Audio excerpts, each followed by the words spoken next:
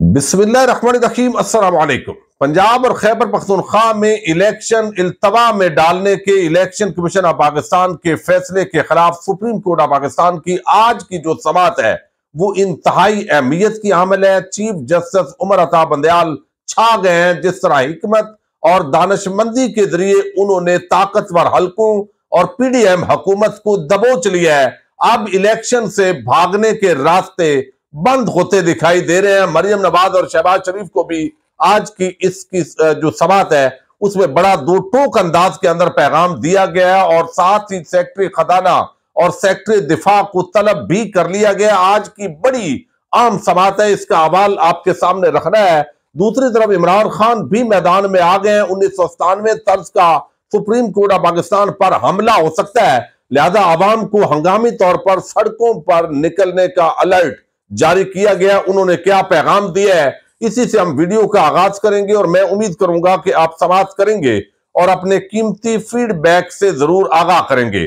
आज जो supreme court of Pakistan की समाअत हुई है, चूंकि पिछले दिनों आपने देखा एक जज निकल रहा है, कभी दूसरा जज निकल रहा है, कभी तीसरा जज निकल रहा है, तो आज का जो पूरा ये मामला है इसके अंदर मैं समझता हूं कि चीफ जस्टिस उमर अता बंदयाल ने बजाय इसके जो नून लीगी टोला उन पर इस्तीफे के हवाले से दबाव डाल रहा था, उनकी ख्वाहिशात थी, कुछ सुप्रीम जुडिशल काउंसिल के अंदर कार्रवाई की खबरें दी जा रही थी, वो सारी उन्होंने बोलती बंद करके रख दी और कोई जवाब नहीं छोड़ा कि यहां पर कोई भी इलेक्शन से भाग खड़ा हो।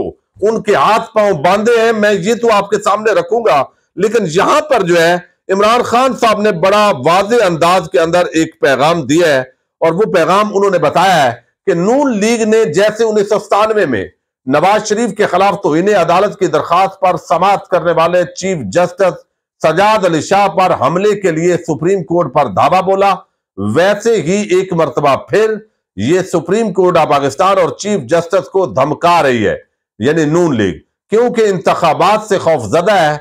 मैं चाहता हूं कि जरूरत पड़ने पर पूरी कौम आइन, जमहूरियत और कानून की हुक्मरानी के लिए खड़ी हो और दिफा के लिए सड़कों पर निकलने के लिए तैयार रहे। तो कौम को तैयार रहने का हंगामी अलर्ट जारी किया गया है। हम इन तमाम सियासी जमातों से बात करेंगे जो इस साजिश के खिलाफ खड़ी होने को तैयार है। यानी इसका मतलब यह है कि जो लोग या जो जमातें इलेक्शन में ताखीर पर बात करना चाहती हैं उनसे हम बात नहीं करेंगे, बल्कि उनसे बात करेंगे जो आइन और कानून की सरबलंदी मुल्क में चाहते हैं।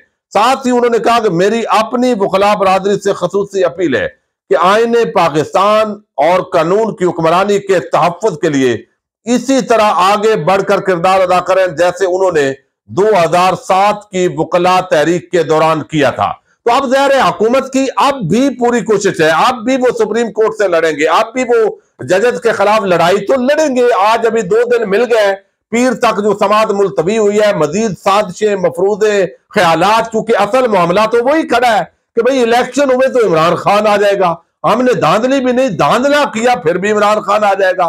तो इसलिए पहले इमरान खान को नायल करना, गिरफ्तार करना, किनारे लगाना, उसके बाद मियां जी को यहां पे लाना और उनको कौम का हीरो बनाकर कौम पर मुसल्लत करना, ये जो लंदन प्लान मुबैना तौर पर हो रहा है, अब भी इसकी कोशिशें हो सकती है।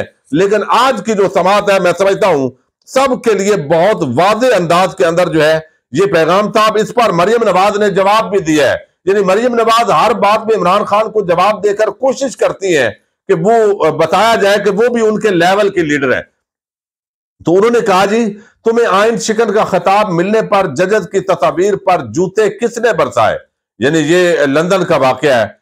अदालतों के बाहर ट्रक खड़े करने से लेकर सुप्रीम कोर्ट विच साढ़े बंदे बैठे ने मज़ाहिर नकवी के सामने परवेज इलाही ने अपना केस लगवाने तक तुम्हारे सहूलतकारों ने जो धब्बे अपने ऊपर लगवा लिए हैं वो उनका और तुम्हारा पीछा करेंगे। अब ये बड़ी मैं समझता हूं नाजायज बात है और झूठ है, बिल्कुल नंगा झूठ बोलना मरियम नवाज और शहबाज शरीफ या शरीफ खानदान के लिए बड़ा नॉर्मल है। अब उन्होंने फोन किया जी बंदे साढ़े उत्थे बैठे, यानी जिस तरह अदालत में हमारे लोग बैठे हों कि वो अपना आर्डर लेकर आएंगे, जो भी सुप्रीम कोर्ट हुक्म देगी तो वो आर्डर लेना होता है। तो ये बात उसने फोन में की, लेकिन यहां वो इस अंदाज में बात कर दी मरियम ने, हालांकि ये जानते पूछते झूठ बोला उन्होंने कि हमारे बंदे यानी जैसे हमारे जज बैठे हुए हैं। ये बिल्कुल एक नाजायज जो है वो गलत बात है। लेकिन आज की जो समाअत हुई है उसके बड़े पॉइंट्स हैं, लेकिन जो बहुत ही आम पॉइंट है कि उसके अंदर जो चीफ जस्टिस साहब हैं उन्होंने आर्मी चीफ को या फौज को भी बुलाने का इंदिया दिया है। एक तो है वजारत दिफा को जो नोटिस जारी किया है वो तो किया है, वो तो सोमवार को उन्होंने हाजिर होना है। लेकिन जिस तरह सिक्योरिटी सूरत हाल बॉर्डर पर बनाई गई है और चीफ जस्टिस ने बताया 1990 से दहशतगर्दी है पाकिस्तान के अंदर, ये इसी तरह मामला चल रहे हैं। फिर जिस तरह पैसे देने से भागे हैं, तो जहां जहां ये इलेक्शन से भागे हैं वो वहां पर रास्ता बंद करने की कोशिश की है, बड़े तहम्मुल के साथ, बड़ी दानाई के साथ। मैं समझता हूं जिस तरह इस माफिया के खिलाफ कानून और आइन की जबान में चीफ जस्टिस लड़े हैं, ये काबिल तहसीन है। कल को इस लड़ाई में कौन जीतता है, दर माफिया, सिसलन माफिया इनको कहा गया है, ये बहुत बड़ा है, इसका एक इल्हाक है। ये सब आपस के अंदर मिले हुए हैं और मिले हुए हैं कि इमरान खान और तहरीक इंसाफ को नहीं आने देना, वोट को इज्जत नहीं देनी, बल्कि पांव तले रौंदना है। वही नून लीग जो ये पहले बातें करती थी। थोड़े से मैंने आम पॉइंट्स आपके सामने इसलिए रखने हैं कि ये इंतहाई अहमियत के अमल है। एक तो पाकिस्तान बार काउंसिल के जो एग्जीक्यूटिव कमेटी के चेयरमैन है वो हसन रजा पाशा, वो भी पेश हुए। तो उनको जो है वो चीफ जस्टिस ने कहा कि आप ऑनरेबल हैं, आप आए, पहले आपको आना चाहिए था लेकिन आप अब भी आए और आप चाहते हैं कि जजेस के ताल्लुकात अच्छे हो, तो हम अच्छे ताल्लुकात करने के लिए तैयार हैं और अभी यहां से समाअत खत्म होगी तो हम इस पर बैठेंगे। दूसरा उन्होंने कहा दोनों तरफ जो है वो जजेस की सपोर्ट है, मुखालफत है, तो एक माहौल सियासी बुनियाद पर बनाने की कोशिश की जा रही है और ये कुछ जो है वो गलत बयानी हो रही है। अब 3 रुकनी बेंच ने जो समाअत की, जस्टिस मंदोखेल तो निकल गए, उसके अंदर हसन रजा को यह कहा कि चैंबर में आप मिले। उन्होंने कहा कि कुछ नुकात पर हमारी गुफ्तगू जरूरी है, यानी जजेस की और बार के जो मेंबरान हैं उनकी।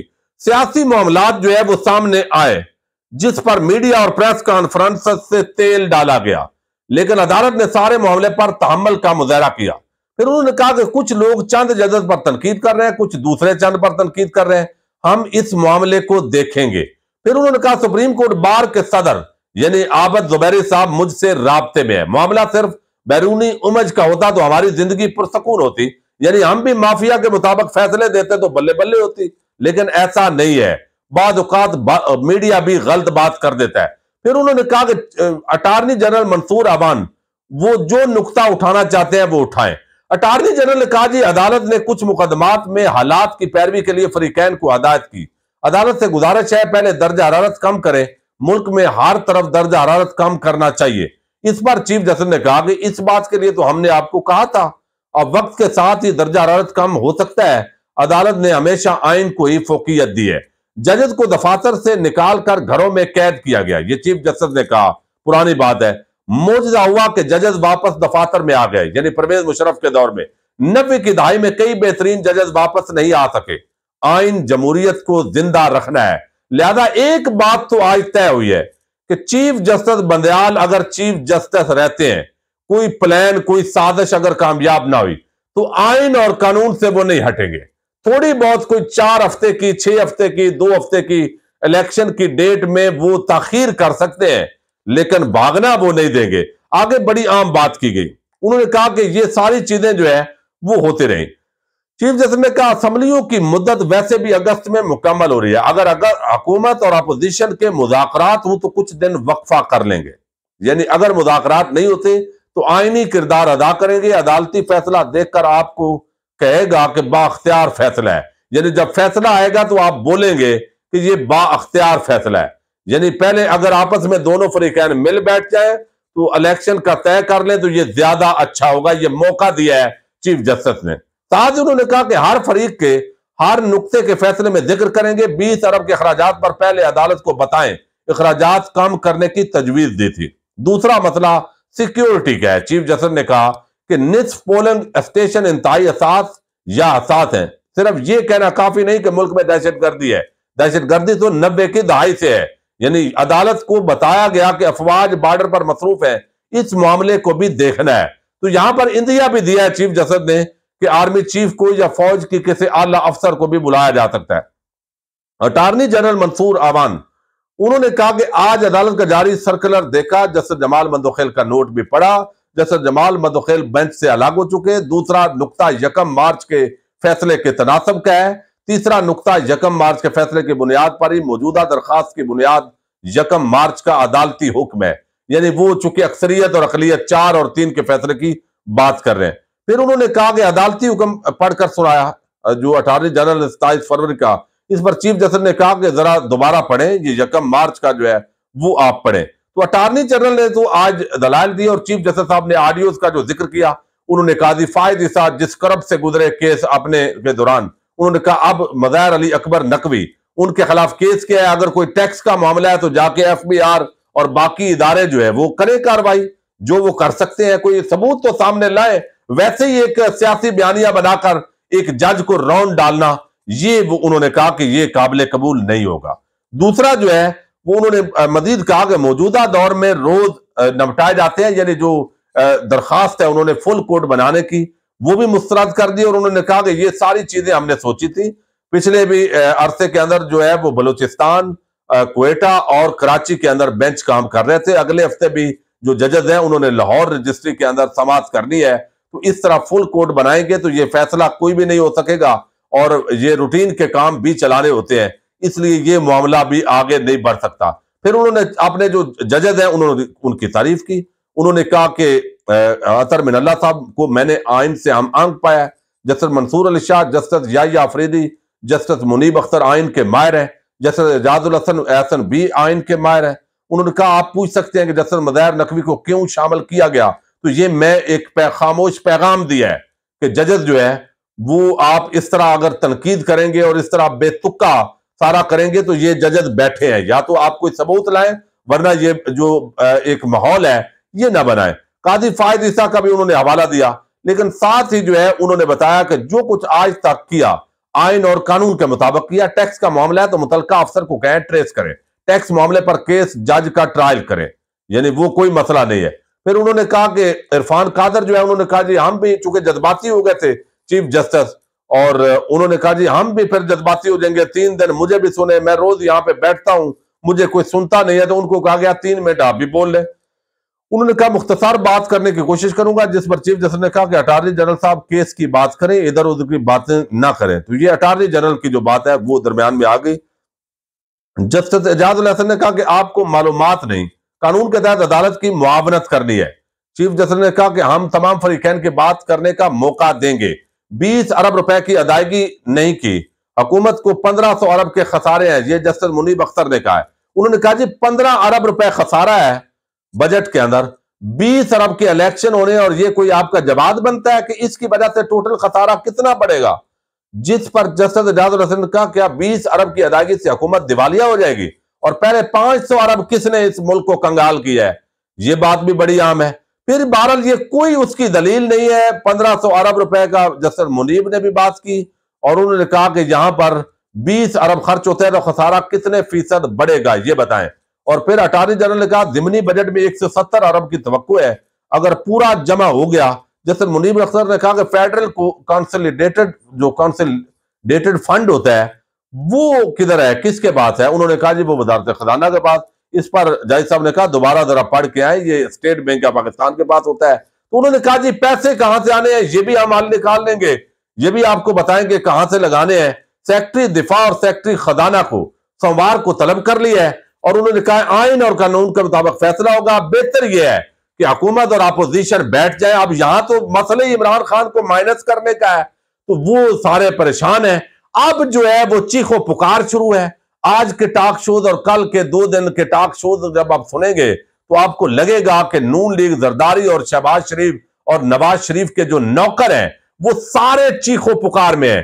आइन के साथ देखिए ये 2 नंबर सहाफी पहचानिए, यही वक्त होता है। ये 2 नंबर वकील ये भी पहचानिए, ये 2 नंबर सियासतदान जो आइन और जमहूरियत के डंडोरे पीटते थे, किस तरह आइन और के तहत जो इलेक्शन है उसको रोकने की तरफ खड़े हो गए हैं। वो कहां है रजा रबानी, वो कहां है फारूक एच नाइक, तो वहां वकालत कर रहा है। और दूसरी तरफ वो सारे करते धरते जिनको बड़ी तकलीफ होती थी, फरतुल्लाह बाबर, आइन का डंडोरा पीटने वाले, सारे 2 नंबर एक्सपोज हो गए।